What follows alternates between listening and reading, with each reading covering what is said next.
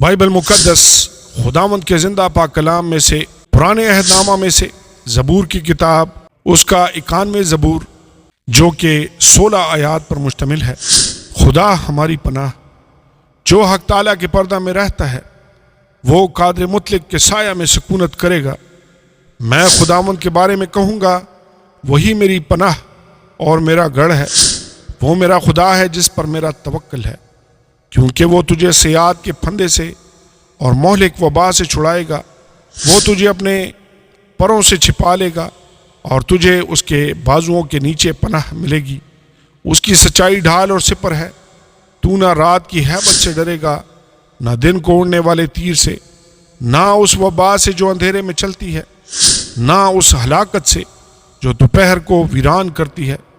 تیرے آس پاس 1000 گر جائیں گے اور تیرے دائنے ہاتھ کی طرف 10,000، لیکن وہ تیرے نزدیک نہ آئے گی۔ لیکن تو اپنی آنکھوں سے نگاہ کرے گا اور شریروں کے انجام کو دیکھے گا۔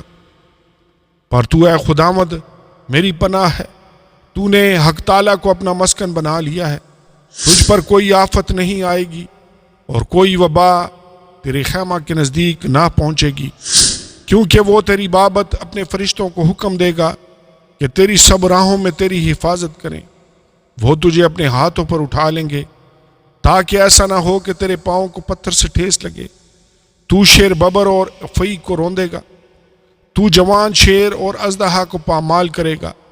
چونکہ اس نے مجھ سے دل لگایا ہے اس لیے میں اسے چھڑاؤں گا، میں اسے سرفراز کروں گا، کیونکہ اس نے میرا نام پہچانا ہے۔ وہ مجھے پکارے گا اور میں اسے جواب دوں گا۔ میں مصیبت میں اس کے ساتھ رہوں گا، میں اسے چھڑاؤں گا اور عزت بخشوں گا۔ میں اسے عمر کی درازی سے آسودہ کروں گا اور اپنی نجات اسے دکھاؤں گا۔ آمین اور آمین۔